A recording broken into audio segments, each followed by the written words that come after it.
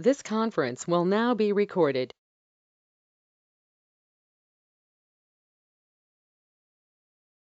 This The conference features, will now be recorded. what are all the features that are available inside Solution Manager, how it is being used at various stages in a project, whether it is an implementation project or whether it is a maintenance project, or if it is a migration or a transition project, how these processes are being used. And we'll be discussing or we'll be seeing at the baseline concepts. So these baseline concepts are nothing but these are the elements on which all the other functionalities, the entire training path of Solution Manager is built on these baseline concepts. So these baseline concepts we will be looking at. So if you look at the agenda, the first four parts are like general introduction to Solution Manager. So what are the different ways you set up Solution Manager, and what are the different processes that are available inside Solution Manager, how and when and where it is being used. Each and every processes are being used in a specific project. So these are what will be discussed in the first four topics. And the last five, which you see, starting from solution, logical component groups, branches, SLD, and LMDB. So these are five pillars, you can say. So five elements, which are they are like the skeleton. Without these five elements, you have no functionalities working in Solution Manager. So these are the five major pillars inside Solution Manager. So we'll understand each and every point, each and every element in depth, so that from tomorrow onwards we'll be able to grasp easily why and how each functionality is behaving so and so. So we'll go into the slides now. And also I'll be showing to you all these five elements in system today. Whatever I explain it in the slide, I'll also take some time to show you in the system and how it is available in the system currently.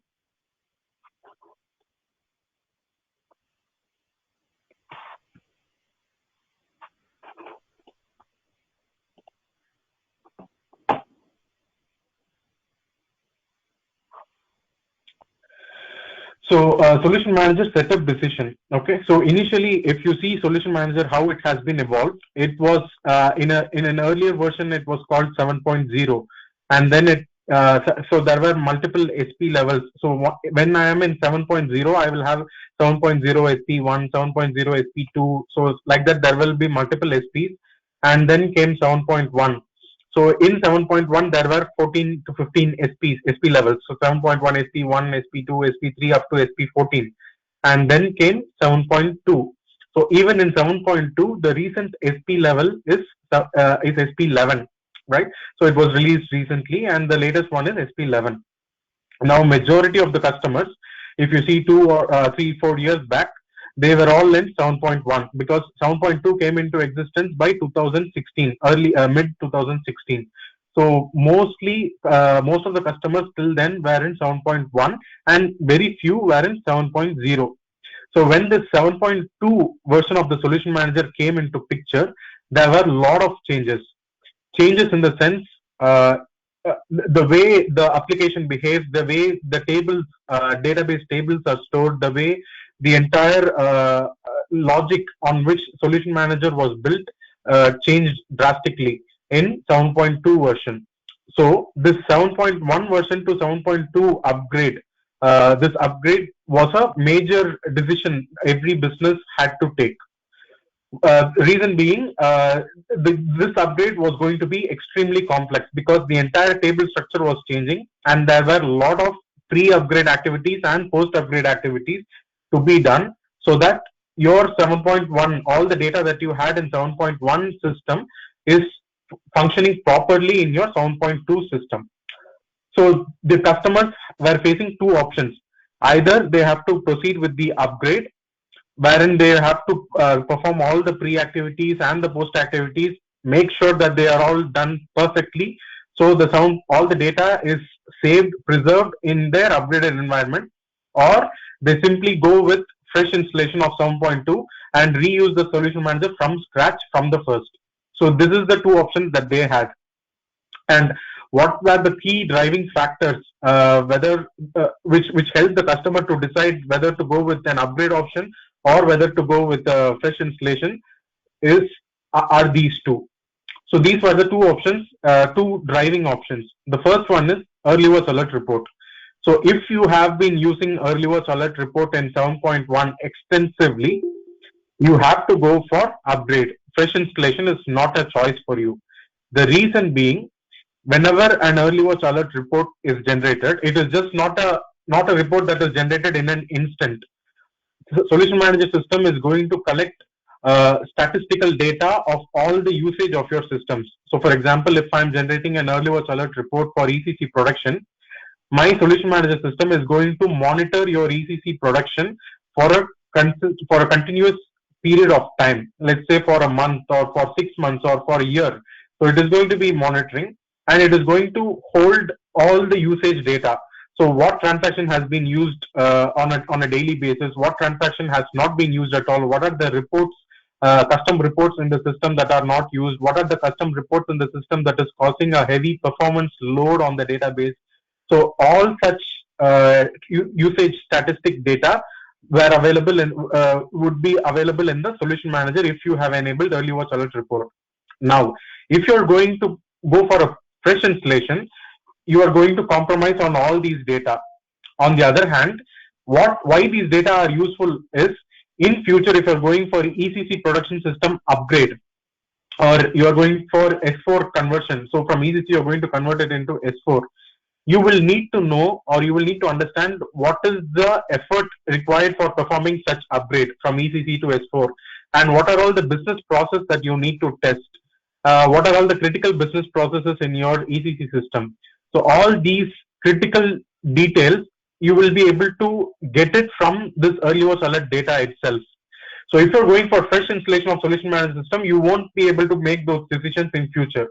If you want all those data, you will have to go for the upgrade. So this is the first driving factor. The second driving factor is the functionality usage. So if your 7.1 solution manager system has been implemented to use ITSM or change management, test suite, or if there are any custom processes that were built in solution manager, or if project documentation was enabled in solution manager and it contained a lot of documentations inside it, you have no other option other than upgrading. If you're going for fresh installation, you have to compromise on all those data. So these two were the key driving factors which help the customer to decide if they want to upgrade their 7.1 to 7.2, or if they want to go with a fresh installation of 7.2. I hope you all are okay with it. If you have any doubts, you can just unmute yourself and stop me so that I could clarify you. If not, I'll just proceed with the slide.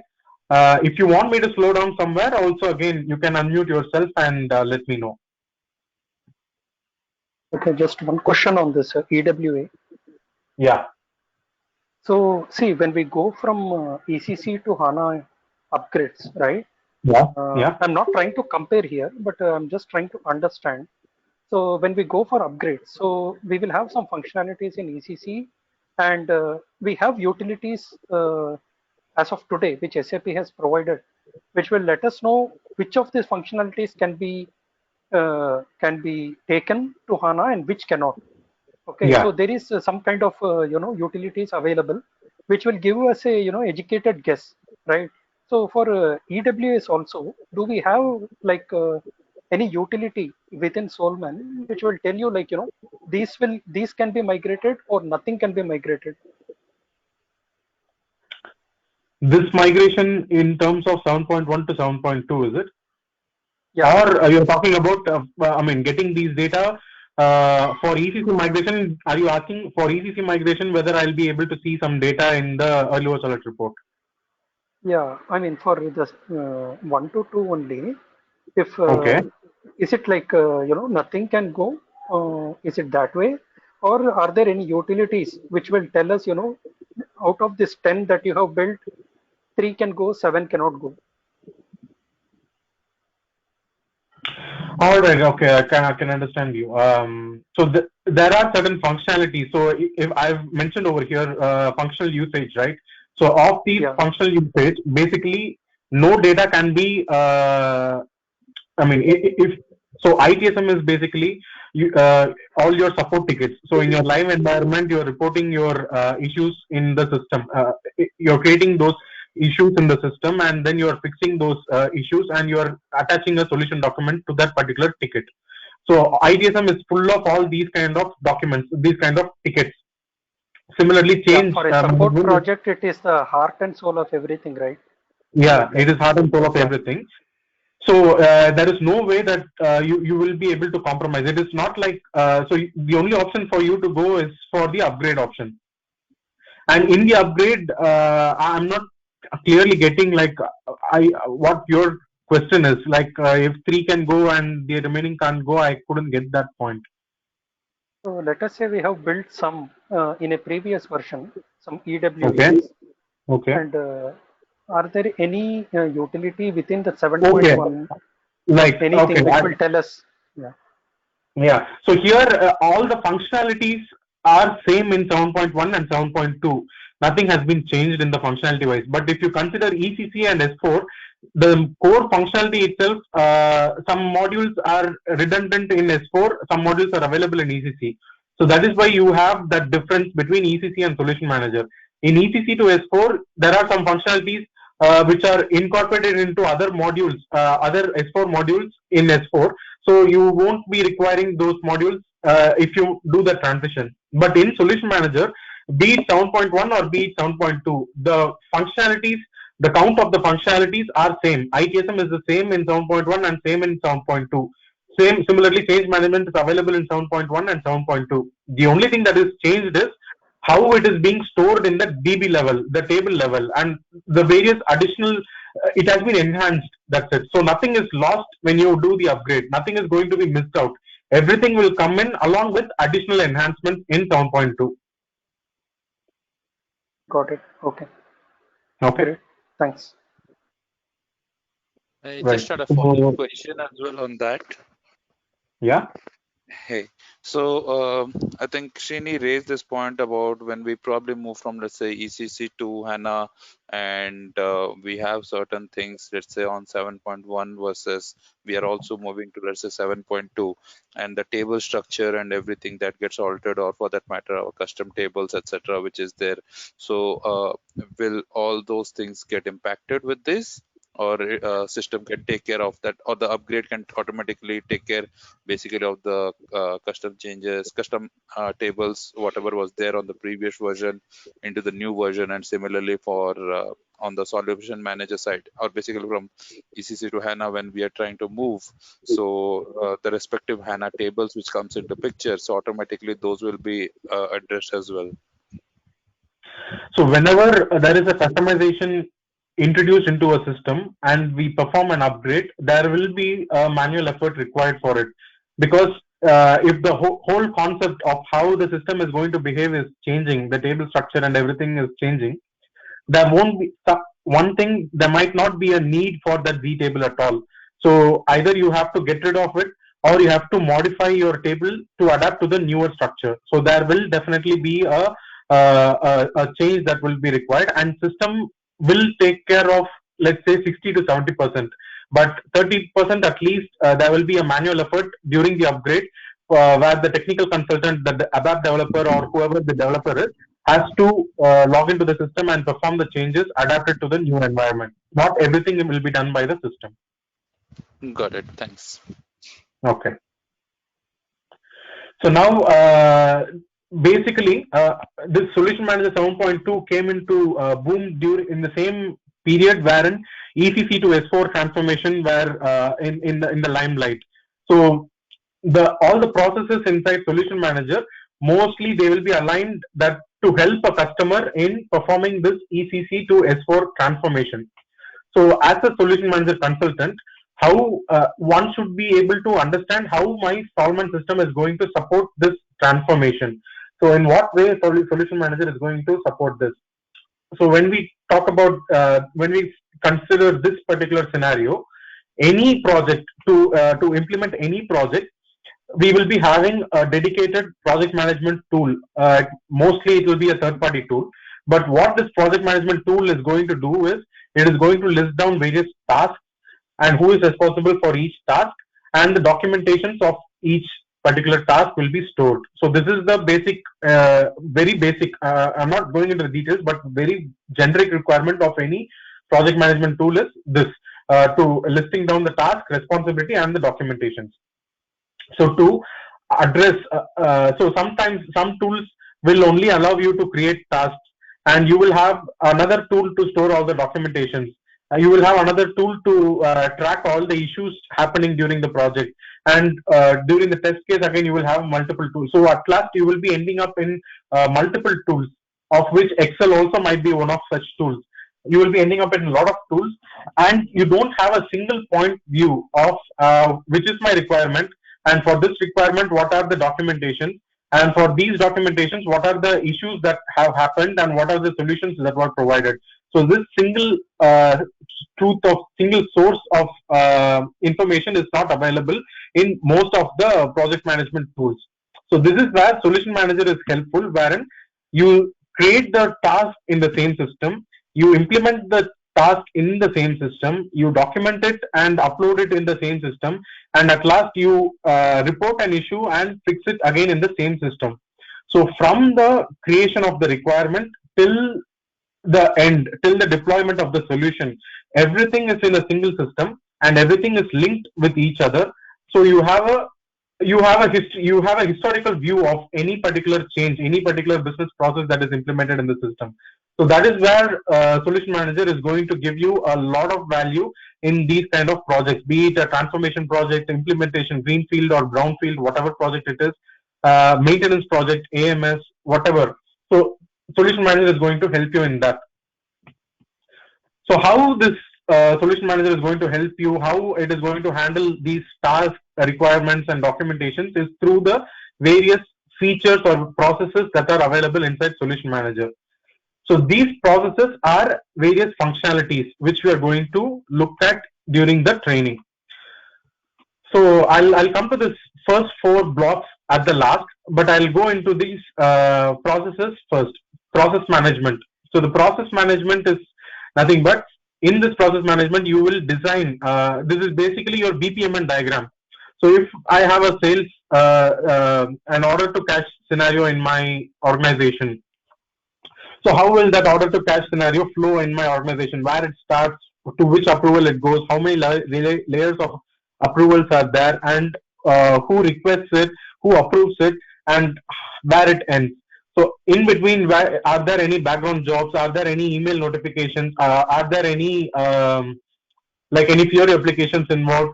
So all these business-wise process flow and technical objects involved are designed inside this process management. Along with this, I'll use a laser like this a minute. So this is the process management that I'm talking about. So along with designing this process, we will also be able to upload documentations. So this is the business blueprint documentation. This is the functional specification documentation. This is the technical specification documentation. And these are all the test cases that are involved in this business process. Similarly, procure to pay. Similarly, hire to leave. Similarly, A to R, finance process. So all the process will be configured here. In the legacy environment, what we'll do, we'll have a Visio tool, or we'll have some flowchart tool where we design the BPMN diagram, and we'll have a separate Word document called the FSD or a TSD. And then in the system, we will be configuring all the entire process will be configuring in SAP. And these documents will be available in our email, or we'll be storing it somewhere in the SharePoint. And finally, we will be, if we want to trace it down at a later stage, SharePoint will be a separate system, SAP will be a separate system. All the transport requests that I captured to implement a particular process will not be linked to that SharePoint folder at all. Both will be 2 separate systems. So I will not have a linkage. Whereas here, I have this process built inside Solution Manager, and all my transport requests will be implemented using this change management. So my change management and process management will communicate together. So my sales order process will be linked to all the change documents that I have created using this change management functionality, in turn, which will contain all the transport requests. So down the line, after 10 years, if I want to see who implemented this order to cash scenario in my SAP system, and what was the initial business process, and what were the initial transport requests that were implemented, I just have to come to this process management scenario. I'll have to open the business process, order to cash process, go to the version history, go to the first version of the history, and then go to the look at the relevant change documents. So it will have a list of let's say 15 to 20 change documents, and which will contain again number of transport requests inside them. So this is how Solution Manager will be able to give me all the information in one view. And then again, test suite is involved. So all the test cases that I create inside process management, I will be testing using my test suite functionality. Okay. So once I will implement it using change management functionality, and I will test it using my test suite functionality. So all these three together, process management, test suite management, and change management, together it will be linked to the project management scenario. So project management is like a placeholder of process management, test suite, and change management. So that is why we have this various 4 cycles called portfolio to project. So in portfolio to project, I have different projects. So let's say I have 10 or 20 mini projects running at the same time. So all these projects will involve a process modification, which will be done through process management, and all these projects will involve change to be implemented in the system, which will be done by change management, and all these processes will be tested by test suite. So there are multiple projects together called the portfolio, and that portfolio will be implemented by projects using this project management scenario. Then we come to the requirement to deploy.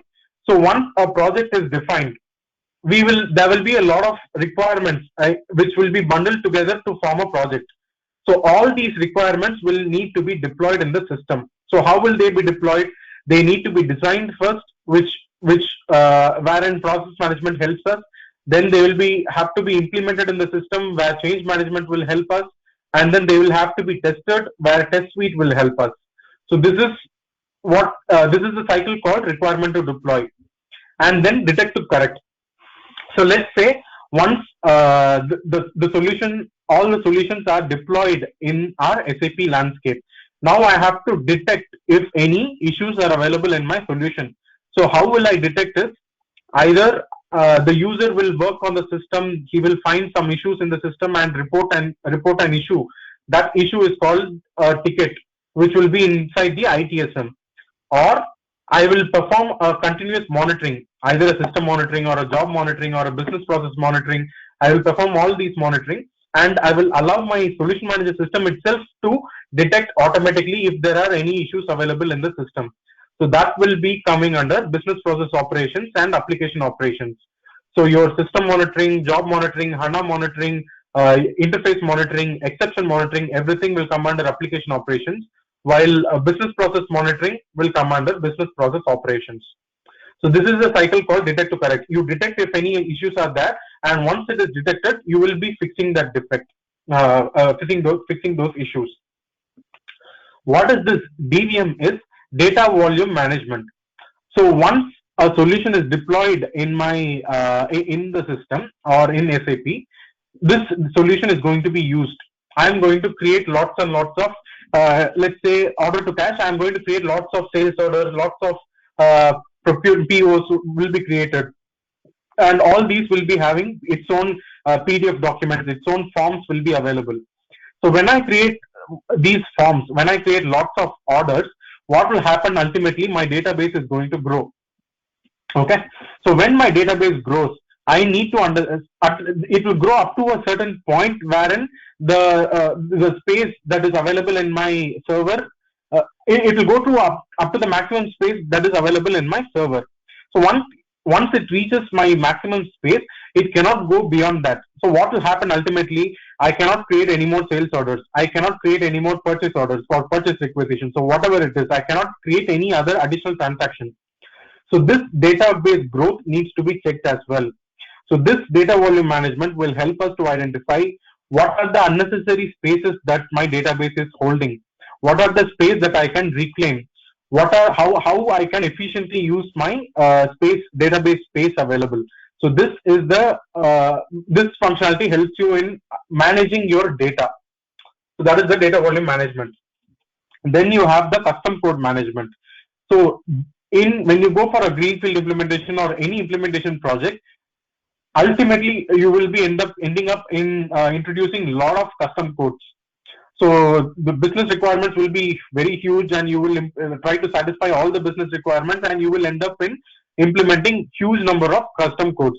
But in real time, if you see, majority of these custom codes will not be used at all, or they will be used once in a month, or once in 2 months, or once in a year, they may not be used at all.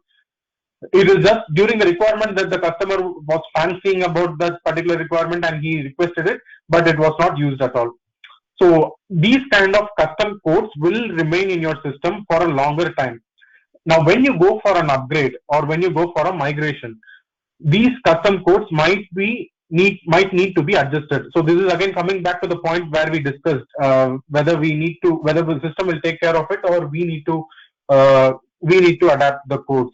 So whenever we perform an upgrade and there is a custom code in the system, definitely there is going to be a manual effort adapting those custom codes to the newer version of the system.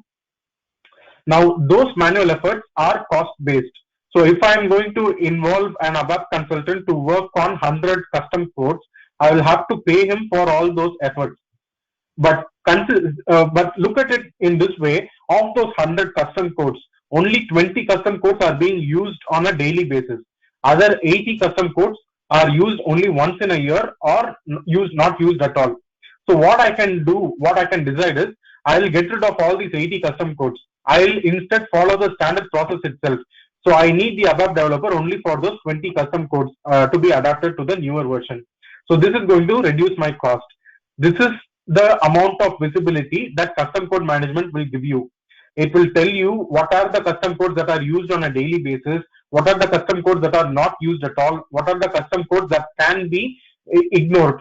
It will also give you what are the custom codes that is already available in standard in the target version that you are upgrading. Let's say, for example, in ECC, you don't have an option, you don't have a feature. So you have implemented a custom code to address that requirement from the customer. But when you are migrating to S4, you already have that feature available in the standard functionality of S4 itself. So you don't need that custom code, right? So what System Solution Manager will tell you through custom code management is, this particular custom code is already available as a standard functionality in S4. So you can get rid of this custom code in ECC itself. So what I will do, I will delete that custom code from ECC, and I will reduce the amount of custom code manual work during the transition. That is the custom code management. In Vijay, yeah. one quick question on this custom code management. As part of our annual maintenance activity, can we use this custom code management to like archive unused programs or codes? Yes, definitely you can use that. So when we look into the custom code management, I'll be letting you know how this can be used in your yearly operations of SAP landscape.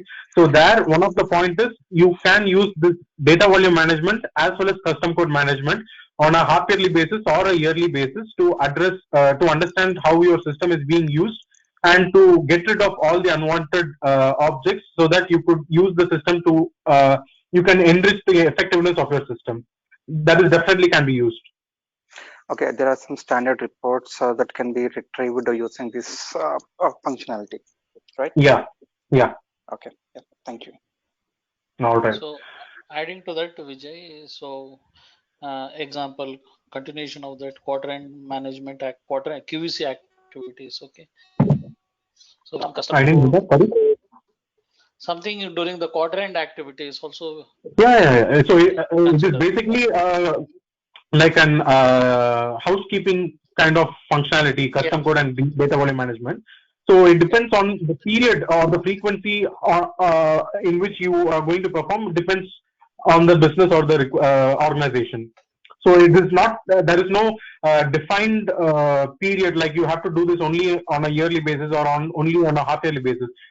You can also do it on a monthly basis also. So it is completely up to your decision. Okay. Thank you. Then you have this IT. Wanted to Yes, just sorry. wanted to understand from my perspective in a simpler language. So let's say I have 100 custom programs in my system, okay, and end of 6 months, for example, I want to see the utilization of that, and I see that out of those 100, maybe around 20 is used, which is fine, and maybe another 30 is being very rarely used, versus around another 50 which is not used at all. So I can get those reports out of these. Yeah, Okay. right.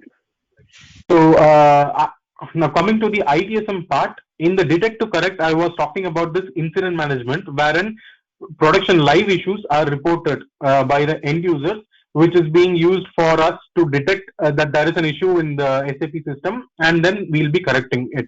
So apart from this incident management, there are also other sub functionalities inside IT service management. So they are service request management, problem management, knowledge article, operation task management. So all these functionalities are like, so service request is nothing but you request something and you get that fulfilled. So let's say I'm a new employee and I need a VPN access or I need an Outlook access. So I need there will be service request. So I raise a request called new employee move in. So inside that new employee move in, there will be a lot of checklists inside it basically. So one of it will be provisioning an ID card for me, provisioning a laptop for me, provisioning a cabin for me, provisioning an email account for me, a VPN account for me. So all these are checklist items for a new employee move-in. So new employee move-in is a service request category, and when I request that service, that will undergo a certain steps, a checklist step, and will get fulfilled. So this is also another functionality that is available inside ITSM. Then you have this problem management, wherein multiple incidents which have the same root cause will be clubbed together to be called as a problem, and that problem will have a single solution using which you will be able to fix or close multiple incidents basically. So that problem management you have, and then you have knowledge article. So you can, like knowledge base, you can create knowledge documents and then publish it in solution manager, which can be used by various other teams to, before they raise an incident, if it's a known issue and you have a knowledge base already, you can avoid those incidents being created. The users can use that knowledge base to solve those issues by themselves. So knowledge based functionality also is available inside ITSM. Then the last one is the Llama. Llama is nothing but it's landscape management. So entire landscape in your organization can be managed by solution manager. So that functionality is called landscape management. I'll be explaining about that functionality today in the baseline concepts. So these are all the process overview and the various process cycles, portfolio to project, requirement to deploy, etc. So hope you all have a brief understanding of each and every process in the solution manager and the different cycles that this process are used to satisfy in an application lifecycle management. Yeah, Vijay, couple of questions. Yeah. Okay. So when you talked about ITSM, did you refer to Snow, ServiceNow, or a similar ServiceNow is a ticketing? separate third-party tool. This ITSM is an inbuilt functionality inside Solution Manager. So Solution Manager also can act like a ServiceNow service desk tool. Correct. So it will allow connectivity to a ServiceNow third-party tool. Correct. Yeah, we can integrate with any third parties. Okay, that is one thing. Second thing is coming to this documentation. I don't know whether it will come in process or it will come in project. So when I have a document for order to cash, for example, consignment process, just for the ease of understanding, there is a consignment process which I have documented, right? And that process is not going to change, right? So we have implemented it, and we want to see the usage of it. First, we have to document it and house it. So is there any way where we can, how do we use Solution Manager to identify those documents where the process do not change, and we finalize it and we lock it at 100%? And how about those processes which are frequently changing, where we cannot lock it at 100%, right? You see what I'm saying? Yeah. Srini, are you referring to the best practices that? No, Do you want? Are you? Let me ask you a question back so that I can let me know if I have understood it fine or not. So, do you want to see the documents that have not changed for a long time versus the document that has been That I can changed? see. That I can see Okay. within Solution Manager. That I know, Mm, right? mm. So my question is, there will be processes which will change. There will be processes which will not change, right? The ones which not change is not an issue at all, right? We can put it in document. I mean, somewhere within Solution Manager. Actually, Solution Manager is famous for this, right? Where it Yeah. will show house all the FSDs and TSDs, and people go refer all the time. Correct? Yeah. That is one Yeah. main purpose of Solution Manager. Now, my question is, how do we manage a process within Solution Manager where the process is very dynamic and fast changing? Does it integrate with, I mean, where the, I mean, it's where we cannot lock the TSD or FSD, right? Those kind of processes or constant, upgrades keep on happening to the same solution. Then how do we manage it? Okay, process management gives you an option of versioning every document. Okay, so any document, even if you lock it, you can still create a newer version and a latest version of it, which will start from the scratch. So, irrespective of how many times you change or irrespective of how many times you lock the document, you can still create a newer version of it and keep it updated.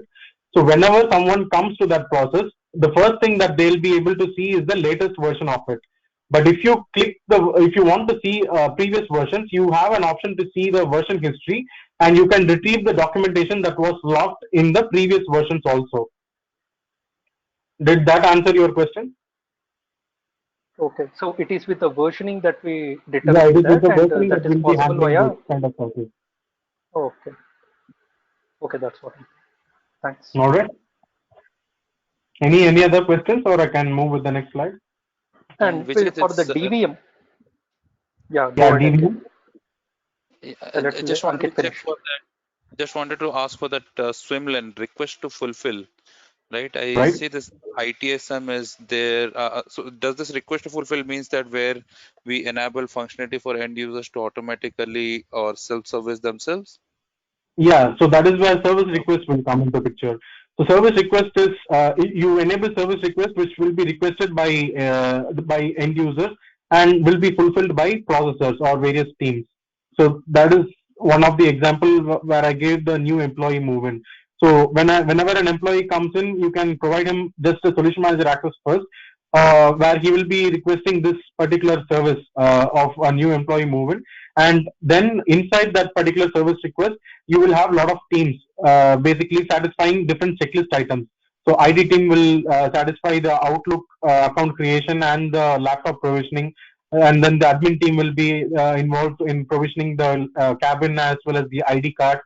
So like this, there will be a that is how the request to fulfill cycle goes by.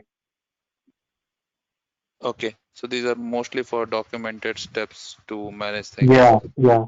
Define the request categories. Okay. Some question about DVM. Yeah. So coming to this DVM, one question on DVM and one generic question. So Mm-hmm. when we have this volumes building up, right? So within Yeah. ECC, we have a mechanism of keeping a check on this, for example, number ranges, right? But how will Solution Manager be helpful where we reach the thresholds, right? Does it send an alert, or how does that process work?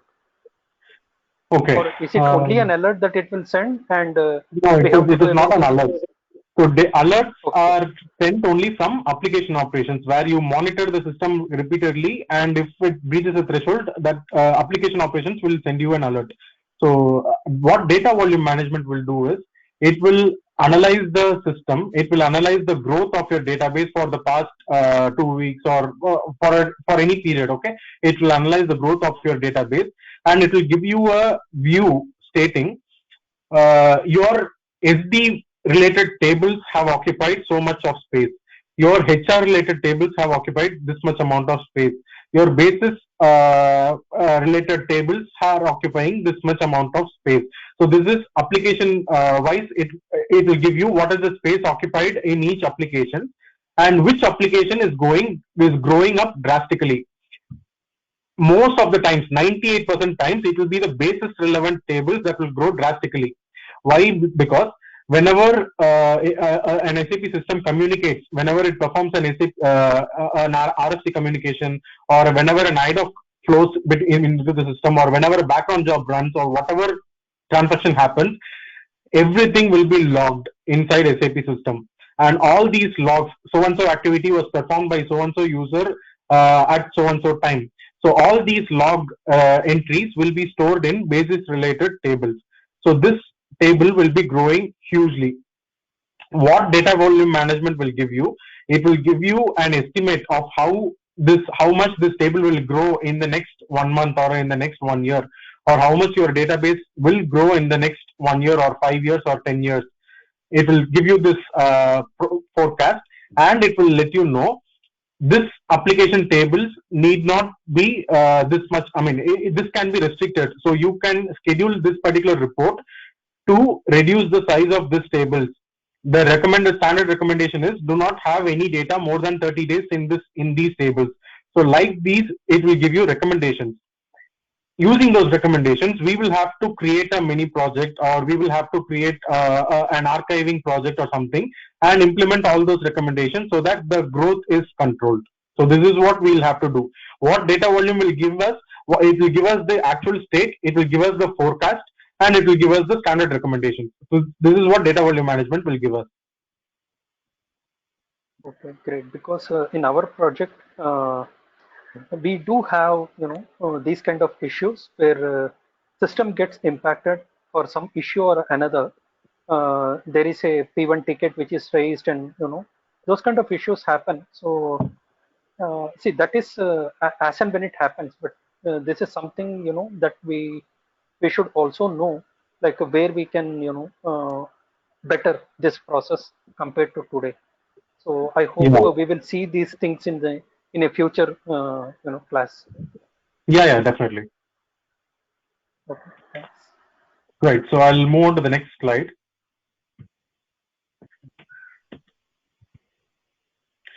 SCAL. So SCAL is nothing but SAP Cloud Appliance Library. So SAP Cloud Appliance Library is an cloud-based solution manager instance for customers, basically.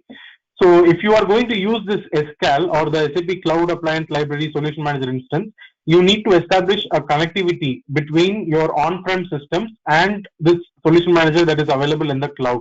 Only then you will be able to perform every activity that you are trying to configure in Solution Manager.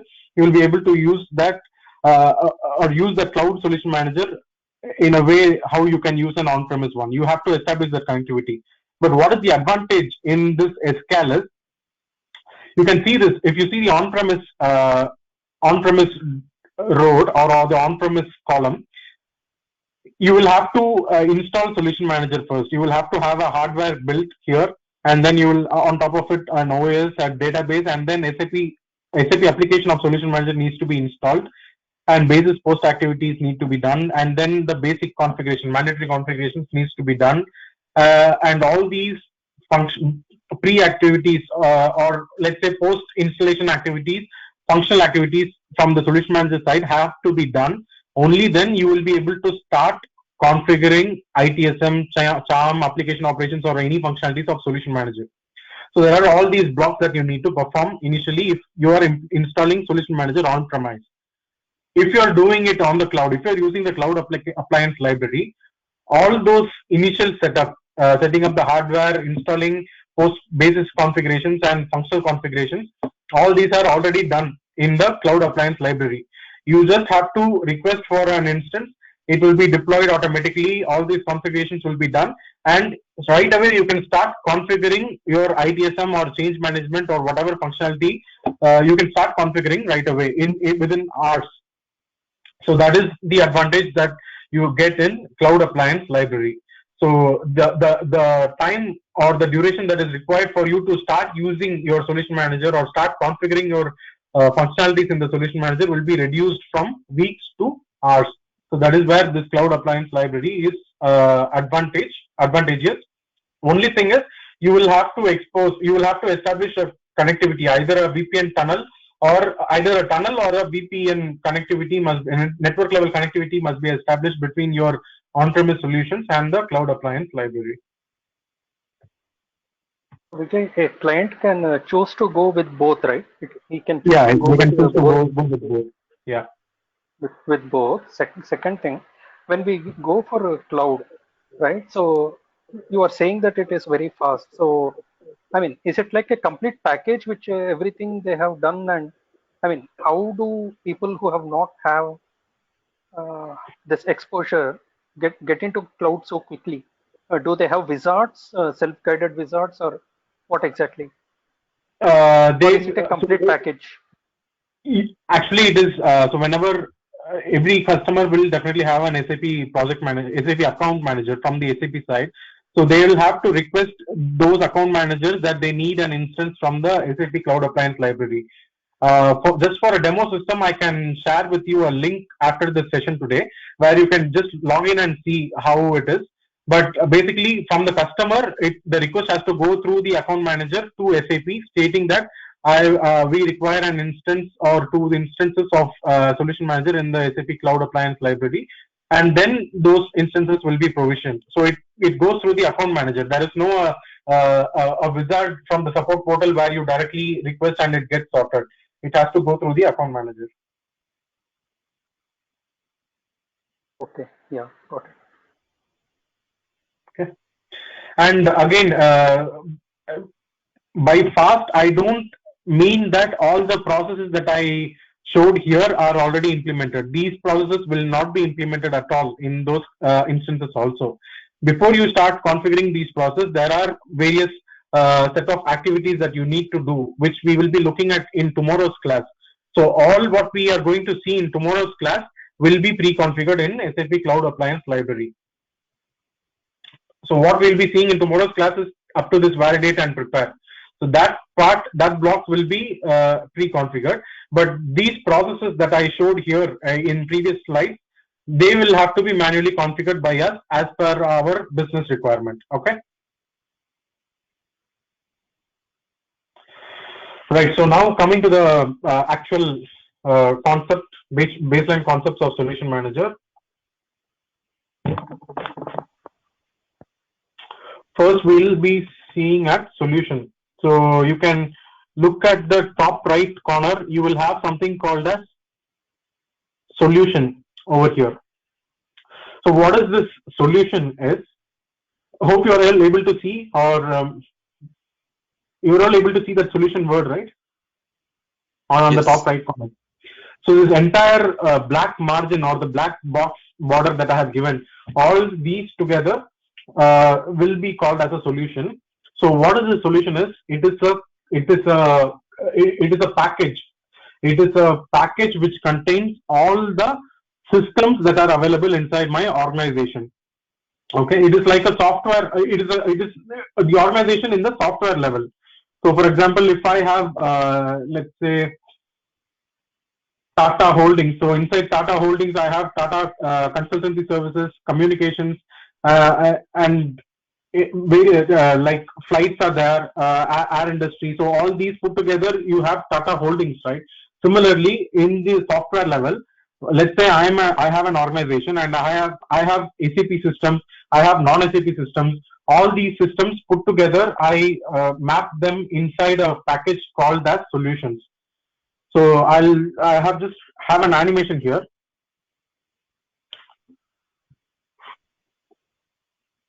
So inside solutions, I will have system roles. Okay. So first level of packaging is called the solution.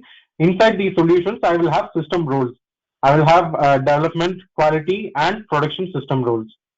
So what I will do inside all these system roles, I will map. So inside my development system, I will start mapping my ECC development system. I will start mapping my quality system in my quality role, and I will map my production system in my production role. Similarly, I will do for Fiori landscape. I will do for BW landscape. I will do for CRM landscape. So all the SAP systems literally that is available in my landscape, I will start mapping inside my solution in their respective system roles. So we have spoken about two things. One is solution, which is a package of all SAP systems inside my organizations. SAP as well as non-SAP also can be mapped inside. And then the next one is the system roles.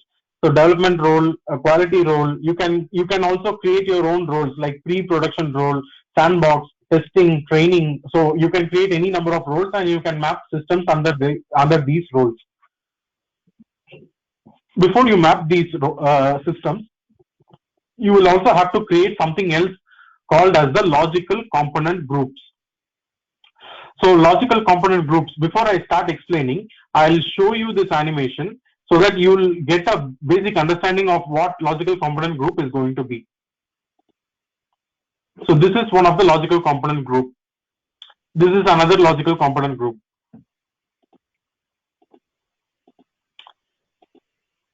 So looking at this, I hope you would have understood what logical component group is going to be. I am going to map all my systems, all systems in my landscape into the solution based on the system roles. And after I have mapped these systems, I am going to group my system as based on their business, based on their software component version or based on the product version. Let's say I'm mapping all my ECC systems into a group called Z_ECC_ logical component group. Similarly, I have a grouping for Fiori, grouping for BW, for CRM, for EP. If I have non-SAP systems, I will group all my Apache systems, Tomcat systems into a logical component group called Tomcat. I will, all my BO systems into a group. So this is what is called as a logical component group. All components, all systems of the same software component version or the product version are grouped into another imaginary group called the logical component group. Okay, so now again, there is another classification apart from the logical component groups. Let's say in my organization, I have dual landscape. I have two development systems. I have two quality systems and one production system. Okay, so one development and one quality I will completely use only to fix production issues. So if there is a business stoppage, if there is a business issue that is happening, to fix that business issue, I will use one of my development system. There is another development system and another quality system, which I will use to implement major projects or major changes. So I will have two different landscapes for the same production system. To handle these kind of different dual landscape scenarios, we have another concept called branches. So all these D1, Q1, so all these ones are looped into a branch called maintenance branch. So this maintenance branch will be used only to implement fixes for production defects. Now there is another branch. So this red color is called the production branch, which will comprise of only the production systems. Now I have my second development system and second quality systems for all these component versions. They are mapped together into a branch called development branch or product branch or whatever I can call it as. Okay. By default, the production branch and the maintenance branch are available in Solution Manager by default. So the green and red are available by default. You will have to map a development, a quality, and a production system, or even a quality is not mandatory, but a development and a production system needs to be mapped mandatorily. So you will have a production branch as well as a maintenance branch. This development branch, which is the pink one, is an optional one. In case if your organization have a dual landscape, you can map those systems into these branches. But if your organization does not have it, never mind, you need not map it together. So why we perform all these mapping here is, if you look at it, it looks like a matrix. So if Solution Manager wants to identify or wants to perform something in ECC D1, it will not directly go to ECC D1. It will refer to the solution, then the logical component group, then the green branch, and the development system role. This is how Solution Manager is going to read that ECC D1V system. it is all matrix based. Similarly, if solution manager needs to read CRM second quality 2 system, it will go to the solution name, and then it will go to the CRM logical component group. Then it will go to the quality develop project branch, and inside the project branch, it will go to the quality system role. That is how solution manager is going to read. So for any system, if solution manager needs to identify or perform any activity, it must be mapped inside your solution. Okay, you're able to understand how a solution is available, and what is the logical component group, what is the branch, and what is the system role. You are able to get me, right? I'll be showing you this in the system also, in solution manager system also. Once all the slides are over, I'll be showing to you in the system, where you will be lively seeing how it looks in the system. It will look just the same, but it won't have all these colors. These colors I have just given to you, given for your understanding. But hope you all understood what a solution is. It is a collection of all systems in your organization, and you will map solutions inside a system role, and each of these systems are grouped together into a grouping called logical component groups. Okay. Okay, one question, Vijay. Yeah, good. Normally, what I have seen is we have the green going to red. Okay, let us say the green is the production line, and the pink to red is the project line. Okay, Yeah. let us call it that way. So why will a business have or will have that kind of a landscape, or what is the business requirement for them to have that kind of project line versus a production line? Will it not cause confusion, retrofits, lot of problems, non-sync issues, isn't it? Yeah, so it will cost you. The reason why people go for this change is, for example, let's say you are on S4 HANA version 1610. Okay, so your ECC D1, ECC Q1, and ECC production system are all on 1610 version, right? So now we are planning for an upgrade to 1909, which is a very major upgrade to perform. So generally what we perform is, we will perform these upgrades in a sandbox system and then go to the development system and quality system and production system. Now let's say you don't have this dual track at all. You only have your ECC development 1 system available, and you are starting your upgrade in ECC development 1. At this point, you have that is a business critical issue in your production system. Now, in the middle of your upgrade of ECC development 1, you can't stop the upgrade and proceed with the development. Or even if you manage to stop your upgrade and proceed with the development, because you have introduced a change in between, your upgrade will be inconsistent. Or if you are just directly going to proceed with your upgrade and you are performing this development in your quality system, and or you're doing it directly in the production system, your upgrade is not going to be the same when you perform in quality and production, because there is another change that you have introduced in the system. So you don't have a single track that is going to stay constant until the change or the upgrade is going to impact your production system. This is the reason. Now, this might seem very minimal or very low risk activity, or this may seem manageable if you consider a mediocre business or a very small business. But let's say there is a business that runs in multiple geographies. Okay, so those kind of business will have systems in different regions. So let's say HCM module is implemented only in India, and procurement is implemented only in Spain, and let's say sales is implemented only in US. In this kind of a setup, if you do not have a dual landscape, if you just have one development, one quality, and one production, your upgrade is going to be a highly risky one without a dual landscape. So this dual landscape will help you to perform these upgrades, basically to avoid business stoppage. So if my production is stopped, I need a system to fix that issue, fix that defect, and bring it to the production. And that system where I'm going to fix needs to be available in the same version, same setup as the production is, until the production is being upgraded, or the major change that I'm going to perform is implemented in the production. Until then, I will have to have a development system in the same setup. This is the reason why companies go for dual landscape.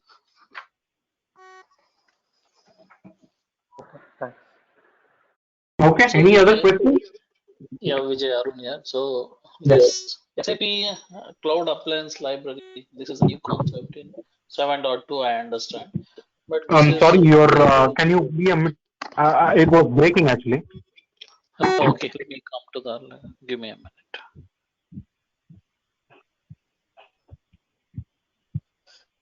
Hope I'm audible now. Yeah, yeah. So this SAP Cloud Appliance Library is a new thing, I understand, 7.2. So here you have mentioned as in the previous slide, infra setup, OS installation. So so do you mean these things can be done on cloud itself? For example, let us take an infra setup of EC2 instance, AWS server. So without going there, the AWS Amazon, we can directly set up, or through this we can have a connectivity to these EC2 instances, or how exactly it works, this OS setup, installation and infra setup? So we have to establish a connection between both the infrastructures. The Okay, connection needs to be done. Only when you establish the connection, you will be able to use the solution manager instance from Cloud Appliance Library to perform all the other functionalities. okay, fine. So you can do all these things, OS installations, infra setup. Okay, Yeah. that is really great. Good concept. Okay, got it. Thank you. Okay. So Vijay, just to rephrase my understanding of the previous question, can you go back once? Yeah. So let see. We discussed that the green is the production one, and the we assumed, right? So the pink one is the project one. So in your Yeah. example, they are independent, and they decide to have a special implementation for Brazil. Okay, for example, some update which is happening for Brazil, which is a standalone. So they go via the pink route. They are able to go to production without impacting production objects, right? And basically, Yeah. it will be the project. What I would assume is it will be the project team's responsibility to hand over that entire functionality to the green box people and let them know that this is something that is going to production, kind of thing, right? Yeah. Exactly. Okay, so that basically avoid faster work can happen that way. That's what Yeah. I So understood. eventually what will happen? The ping box. So in real time scenario, basically in the example that I told you, EC2 will be upgraded, EC quality 2 will be upgraded, and then directly we'll be performing the production upgrade. So now the ECC2 development 2 and quality 2 will go to the green area, and the development 1 and quality 1 will come to the pink area. So we again have a landscape wherein production, development, quality are on the same track. So now later, once that track is upgraded, the development one and quality one will be upgraded slowly at a slower rate. You get me? Okay, I got you. And one more thing, the changes that was done on the pink developments, right? So that will Right. move to the green ones eventually, and whatever the green ones, The, whatever the developments they have system itself, completely I'm done. talking, I'm telling the system itself will move to the green area. So the main D1V will no more be a maintenance system. It will become a project system after the production update. Okay, So after the production, that will come under a basics area. So we need not discuss that, but just for an information I just told you. So for example, like ECC Dev 1, Quality 1, and Production are your current maintenance landscape because all three are in the same version. Okay. Now Development 2 and Quality 2 are being upgraded. Upgrade is done and they are tested. Now production is being upgraded. So production, once the production upgrade is completed, you have to have a development system in the same version as your production. So what is the development system? It is D2. So what people will do, D2, Q2 and PRD. So D2 and Q2 will move to green area. D1 and Q1 will move to pink area. Production will remain as it is. So D2 and Q2 will be your new maintenance systems. There will not be any project changes happening in those landscapes. Project changes will then resume after D1 and Q1 are upgraded in the pink area itself. They'll basically see, swap as these long two as systems.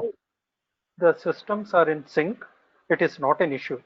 But Yeah. if they are not in sync, it will cause issues. But what I heard is it will get sync between one another. So it is Yeah, it will happening be synced because automatically, or there are various processes like retrofit and all to get those yeah. two systems to be in sync. Oh, yeah. The retrofit is a manual activity, right? Retrofit, there are actually three categories basically.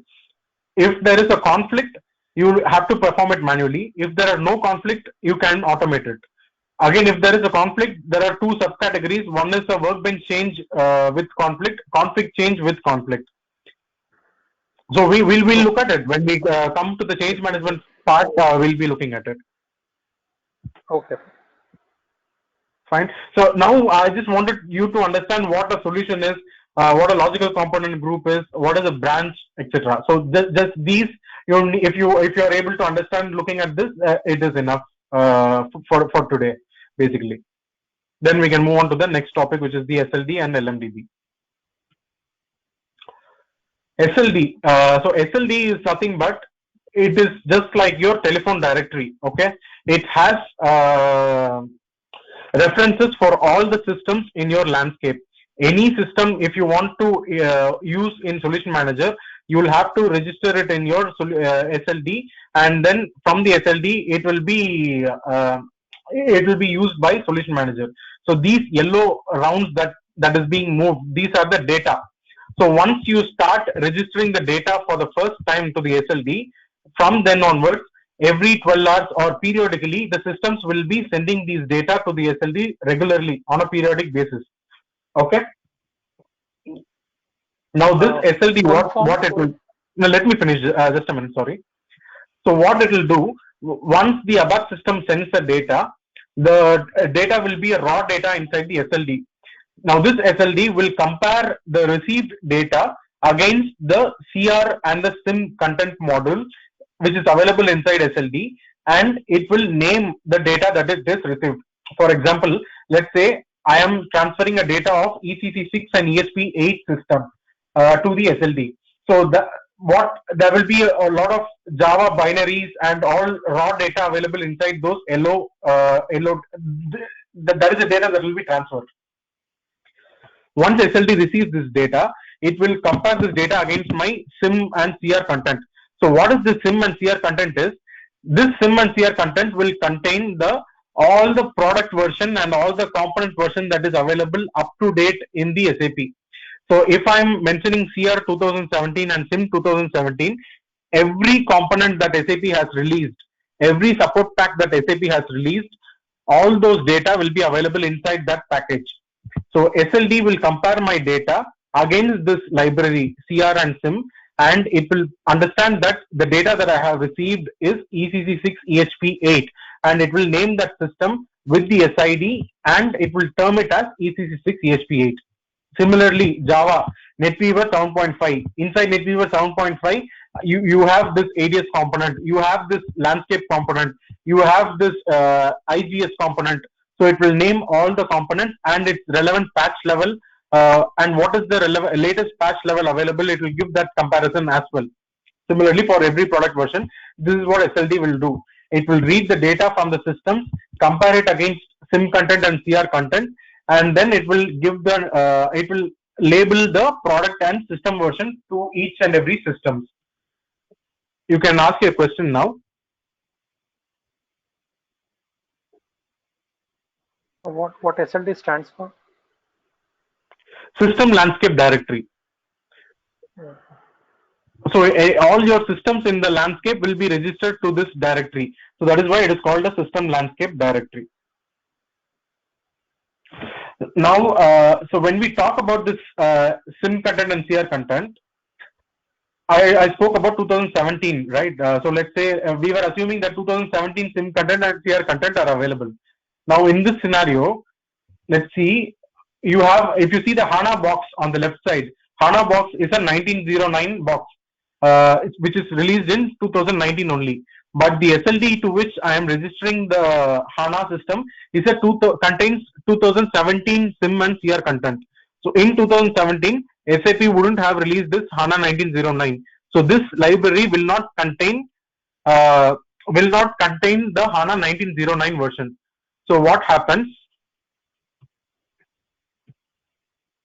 when I register this 1909, my SLD will compare the data. It will try understanding whether this 1909 data that I have received is available in my SIM 2017 and CR 2017. It will read the libraries, and when it is not able to find this particular version in the library, it will give an error stating this product version is not available in the SLD. So at that point, what I have to do, I will have to update my SIM and CR content with the latest available version. So what is the latest available version in the market is 2019. These are all just assumptions. Okay, now 2020 will be available. So let's say 2019 is available. So I will be updating my CR content and SIM content in SLD with 2019. So now when I register my HANA system, now when my SLD system compares the data, it will be able to understand, okay, 1909 is released, so and so version is available in the SIM and CR content, and hence this system is a 1909 version. Hence it will say a match is found, and then it will label the product HANA 1909 for this system. This is how SLD will receive the data, read the data, compare against the SIM and CR content, and label the system versions. So now what I will be doing, I will open Solution Manager system. I will show you solution documentation, solution administration. I will show you SLD and all the concepts that I have explained to you here now. Okay.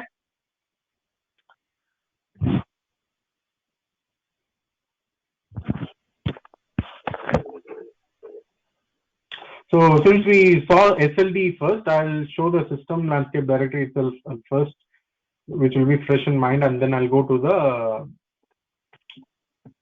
solution. So here, this is the SLD. Okay. So you can see here system landscape directory, and all the systems that are registered inside SLD, you can see it under technical systems. So if you click on technical systems, all the systems that are registered inside this SLD, you will be able to see.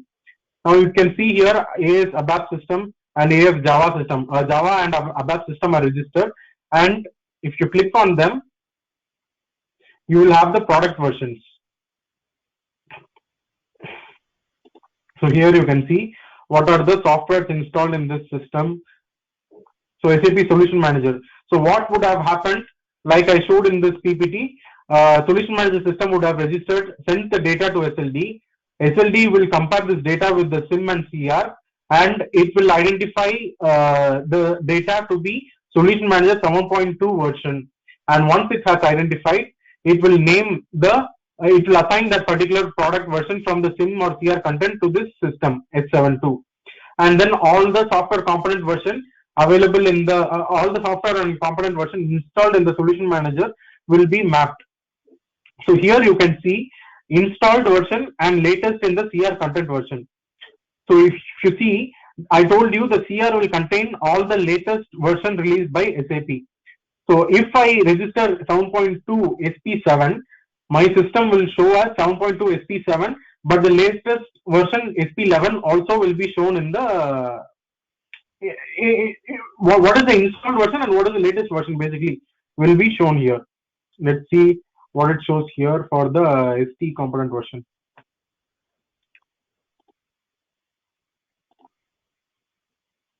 Okay, so here you can see this ST component version represents the Solution Manager SP level of what my Solman is. So here the installed version is SP9. So 7.2 SP9 is my Solution Manager version. But I told you the latest version is 11. So that is what it is showing you. The latest latest SP in the CR content is 11.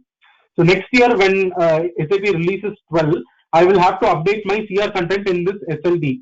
Only then it will start showing me the latest available SP is 12.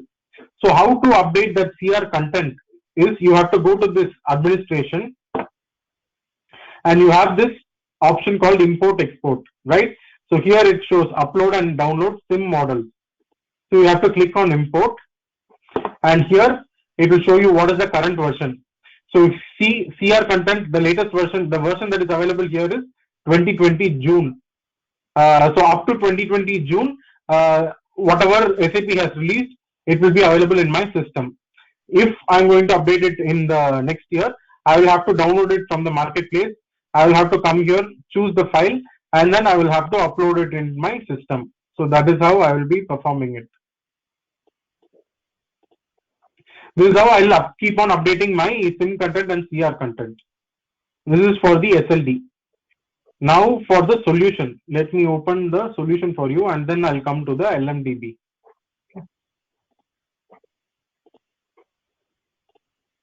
Okay.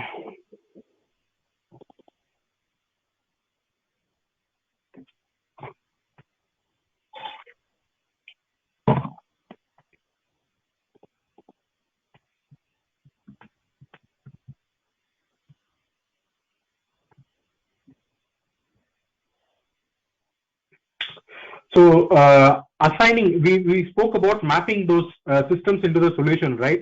So that mapping will be done in the transaction type called SOL ADM. So when I execute this SOL ADM, a browser will open up, and inside that browser, we'll be able to see the same matrix that I showed here. So a matrix similar to this, you will be able to see it in the SOL ADM. Okay.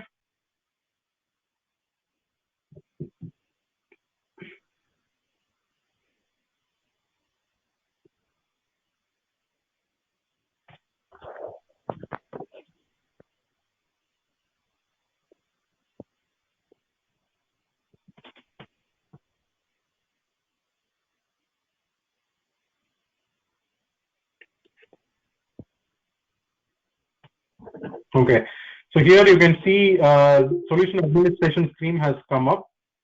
I think you are lucky enough. Okay, you have one solution available. Okay. I don't think there is a system, so we'll be registering the systems. Okay, right. So see, you have a solution. Generally, if you don't have a solution, what you will be doing, you have this box here, this navigation settings kind of button. So if you click on that, you will be getting an option to create solution. Okay. So you have this option to create solution. You click on this, you type a name, and then you will have the solution created. And inside that solution, if you want to create a logical component group, you will have to click on this maintain logical component group. Just a minute. I've clicked on it, so let me wait until the pop-up comes up. Okay. So you have this maintain logical component group. Currently, what they have is SOL, representing solution manager systems to be mapped. So you can click on this create option and just type a name for that particular logical component group. It will ask you what type of systems that you will be assigning into this logical component group. So there you can select the type of systems that you will be assigning, whether it is an ABAP system or a Java system. So all the systems that are system types that are available here, you can assign into the logical component group. Okay.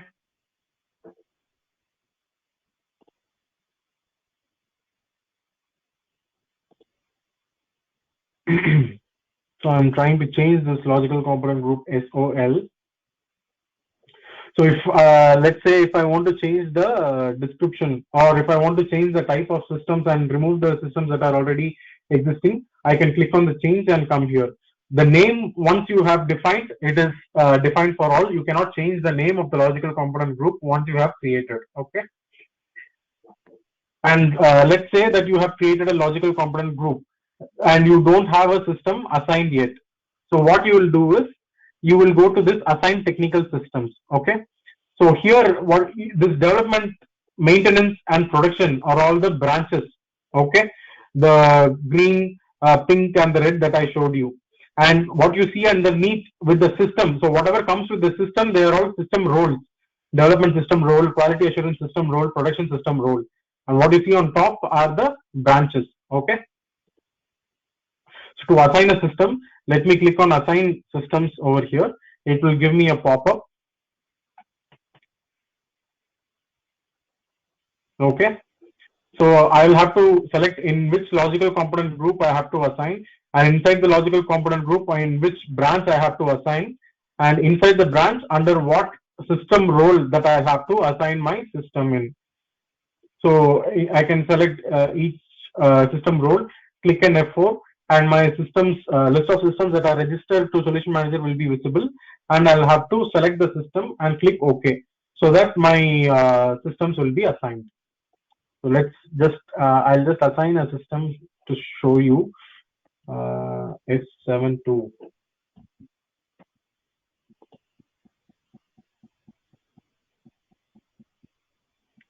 So let me assign 666.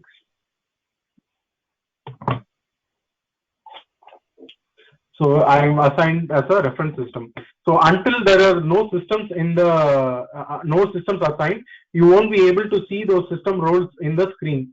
So you only saw development, quality, and production system role, right? Now, since I am assigning an SAP reference system, you will be seeing that additional system role also. So here you can see you have this SAP reference system role available. So similarly, if you assign multiple systems to different system roles, those system roles will start appearing in the solution administration screen. So apart from this, what are the other tabs? So this is the system landscape tab. This is what you can do. You can create a logical component group. You can assign systems. Apart from this, the other thing that you can do is you can create multiple branches. So like I showed you, I told you these are branches. You can define your own branches. You can use this create option and define your own branches. Okay. Change control landscapes and all these all the others I'll come later because these are all required for specific functionalities. So change control landscape is required for charm functionality. Document type is used for process management functionality, document types and imports. So whenever I come to those functionalities, I'll explain about these steps. Today, if I explain, it will be too much actually.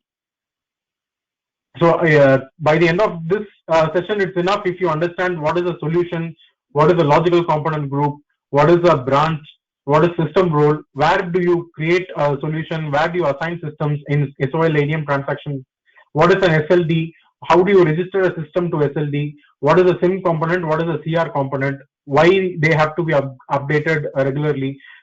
Standard recommendation is you have to update the SIM and CR component every 6 months. So that is the frequency in which SAP is releasing components drastically. So every 6 months you need to have your SIM and CR component updated. That is the standard practice, standard recommendation. Then you have something called as the LMDB. So LMDB, I'll show it in the Internet Explorer here. So how you will access LMDB is again by using a transaction code called LMDB itself. Okay. So if you execute LMDB and an internet browser will pop up and this screen will open up.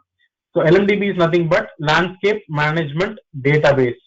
So this landscape management database, you can see the architecture here. It is available inside Solution Manager system, ABAP stack of Solution Manager system itself. The SLD that we spoke about, SLD is a separate system, a Java stack. It need not necessarily be inside. It need not necessarily be inside Solution Manager. It need not be a Solution Manager. If you have an enterprise portal or if you have a separate Java system for ADS, you can use the same Java system for SLD also. Basically, it needs to be a Java system. So that is why you have this the drawing tool. Okay. So you have this SLD here separately and you have this LMDB inside Solution Manager. So SLD is the system landscape directory where all systems get registered and they get stored. SLD will send these data further into LMDB. Why it is sending into LMDB? Because there are a lot more data that Solution Manager requires than that is stored in the SLD. So these data, once the systems are registered in the LMDB, Solution Manager will pull them automatically and store it in itself. I'll show you for all the systems. One by one, I'll show you what data are being stored. Basically, you can see the flow here. All technical systems registered to SLD. From SLD, it goes to LMDB. And from LMDB, Solman uses the data to perform all the functionalities for monitoring, for change management, etc. Additionally, LMDB also communicates with the SAP Global Support. So to replicate all your system details, whether for maintenance planner, for updating, for sending your early watch alert report to SAP, for all these functionalities, LMDB needs to store the system data. Okay. So now, if you log into LMDB, you will have multiple tabs. This tab, this status ID, which you see here, it shows whether the LMDB and SLD are synchronized. So let's say if a new system is registered to SLD, it will take 10 minutes for the system to be synchronized with LMDB. Why it is taking 10 minutes is when you perform that mandatory configuration, which we will look into tomorrow, a background job will be scheduled, wherein we will mention this is going to be my SLD, this is going to be my LMDB, synchronize all the changes that happen in this SLD into the LMDB every 10 minutes. So that job will run every 10 minutes and get your changes synchronized. So if it is not synchronized, it will show warning. If it is completely outdated, let's say more than 1 year or more than 6 months, it will show red. And if it is up to date, synchronized, it will show green. That is the overview. And you can, if you want to read more about system landscape directory and LMDB, you can execute this transaction from any solution manager system, and you can go to this wiki SCN, where you can get enough information about landscape management database and SLD. Now coming to the technical system. So all the systems that you mapped in the SOL ADM in the solution, you will be able to see them here in the technical systems tab.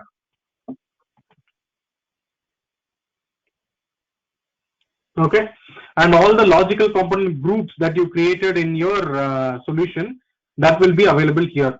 So now I think you can relate why we saw solution first. So a solution and logical component groups are the primary, primary pillars.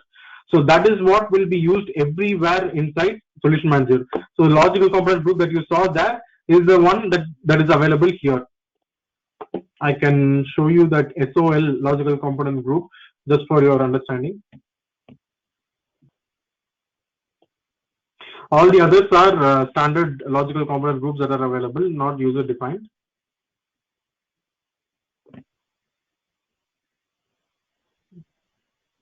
So here you can see this logical component group SOL. This is the same thing that we saw in the solution. So you can see this SOL, right? Logical component group. This is the same logical component group that is available. So once you create groups there, your groups will be available here as well. Technical systems are all the systems that are registered to the SLD and transferred to LMDB. Hosts will contain all the server names of all the technical systems installed. For example, all these are SAP systems which are installed on certain servers, right? So those servers will have its own name, server name. So those server names are displayed over here separately, just in case if there is no specific need for this, but it is just built such a way that there is a separate tab to show you all the hosts, basically. Vijay, I'll now show. Yeah. When you were showing it on the SOL ADM, I saw something called global was a logical group that was created, right? Okay. Yeah. So were we able to see that under here as well, under the logical component groups here? The global is nothing but this system is available for all the branches, not only for the development branch. If you don't select global, it means that that particular system is required only for that particular branch. So let me show you here. So when you assign a technical system, here you have an option. Okay, either you're going to be a global one or you're going to be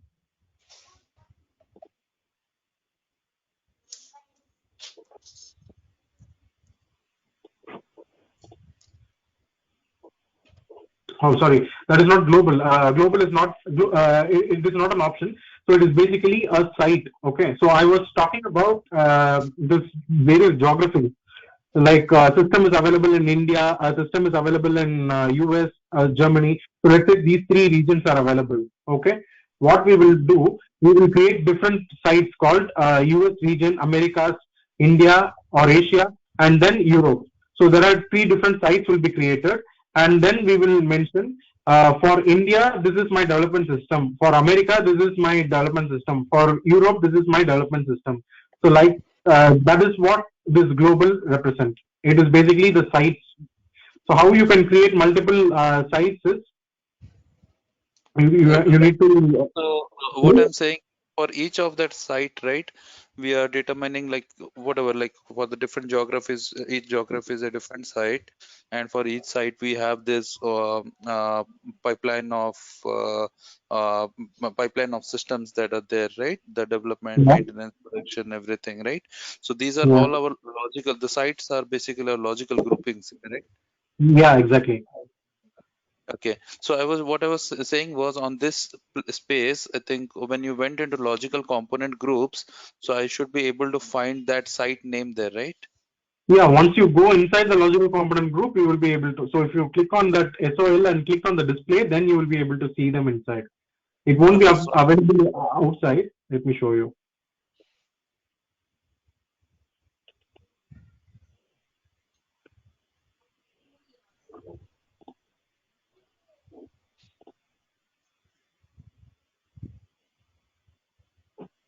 So here under every branch, you will have a site. If you have created a site there, you will be able to see them here under every branch. okay. So I was actually because this is from the same system, right? I should have been able to see that site global as well here, right? Or I cannot find There is that. global is a default one which is available when the system is installed. It is not a manually created one. You can Okay, create one and then you'll be able to see them available over here differently. okay. So it is only the custom ones or the new ones that we create will be available Yeah, under this. exactly. Okay, Yeah. got it. So this system that you see here is it S72. This is the technical system. So if you let's navigate to the technical system, and I'll show you what are the additional details that you are getting from the LMDB.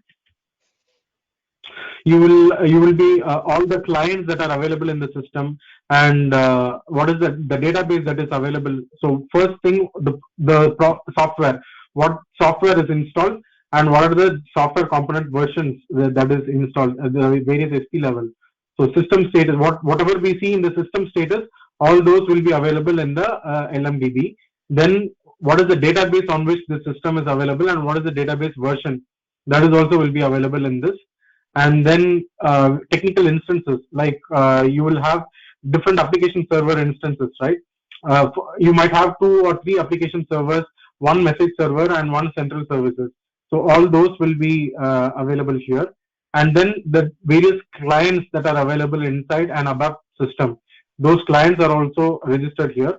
And this is the host that you saw in a separate tab. So in which server is this SAP application installed? That host detail will be registered here. And in the destinations, you will be able to see all the RFC destinations that are created from Solution Manager to this particular system. Now, this is a self system. S72 is the system that I am logged into. So these are all the various RFC destinations that connect my system to this client, to each of these clients, basically. Okay. And what are the logical component groups this system is involved in will be shown here. So these are what will be displayed in the LMDB. So that is it for today's session. Basically, solution, logical component group, branches, system roles, sites, SLD, and LMDB. So if you have a good idea of all these, I mean all the other functionalities will be able to understand a very in a much better way, basically. So from my end, I'm done. If you have any questions, you can let me know. Else, we can drop off and connect tomorrow for the next session. So And also, if you want to talk about the timing, we can talk about it now. yeah, so thanks, Vijay, is informative. So the contents are good. So hope we are able to get the slides right at the end of the session. You'll be able to get the recording, but the slides won't be able to share it with you. Okay. But the recording of the session, definitely you'll be getting it. So what will be the lead time to get this recording? Because now the session is completed. Normally 3 to 3 hours. Generally, I think Navin is the one who is recording, and he'll be the one sharing the session. Okay. Coming to that, training material, when are we getting it? Training material. Okay.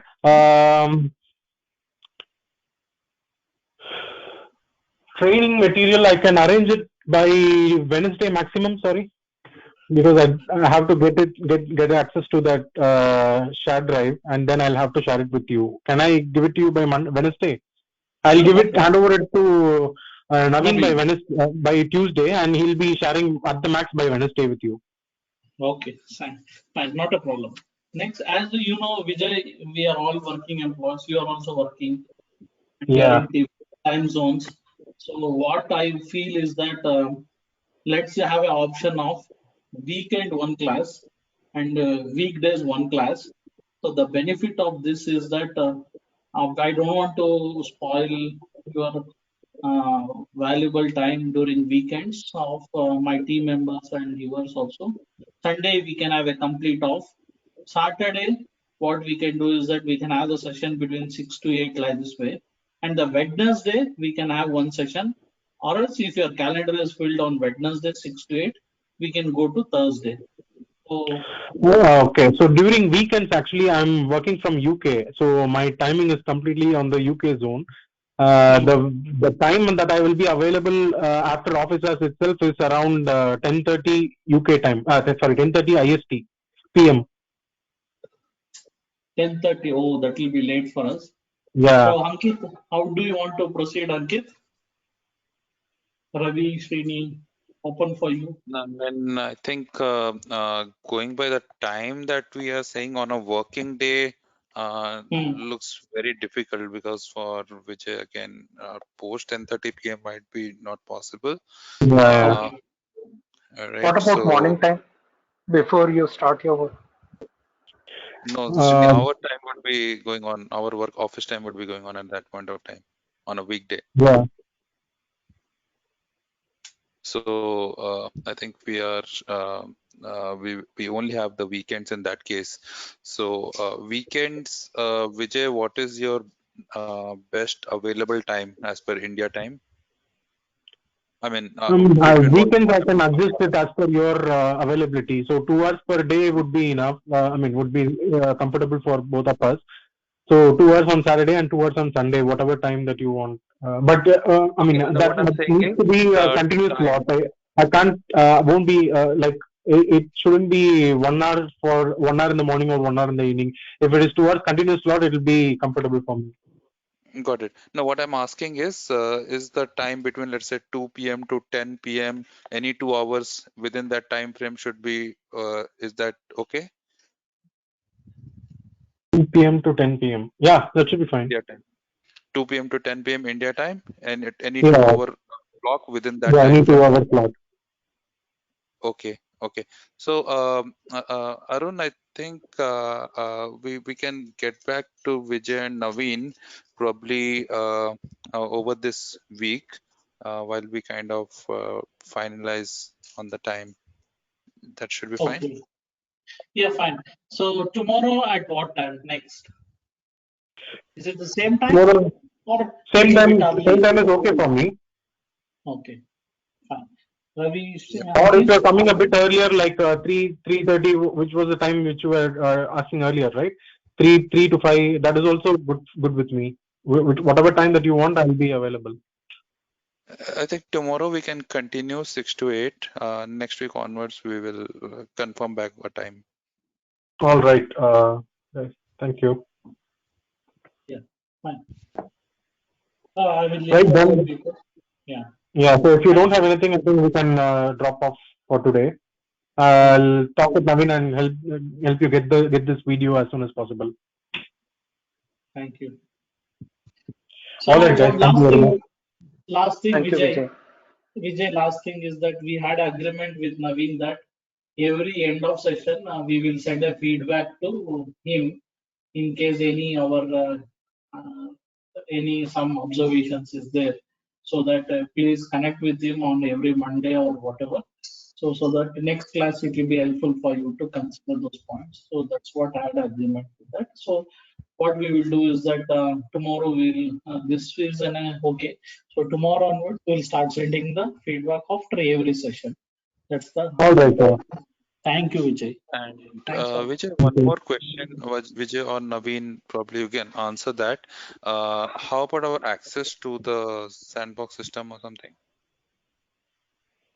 I think Naveen can access that. Answer that. Ankit already has raised the access request. He got it, it seems. So today afternoon he was telling me. So I think by Monday he'll be sharing it as per my knowledge. Okay, great. Okay, thanks. Thank you. Okay, guys. Thank you so 6 much. p.m. tomorrow. Huh? Bye. Yeah. Good night. Good night. Is this Naveen Thank talking? you. No, that was Arun. Okay, sorry. So Naveen is not on the call, right? He is there as well. He's on mute though, I think. Okay. I mean, I see Naveen. All right, guys. Thank you. Bye-bye. Thank you. Okay, Bye. thank you. Bye.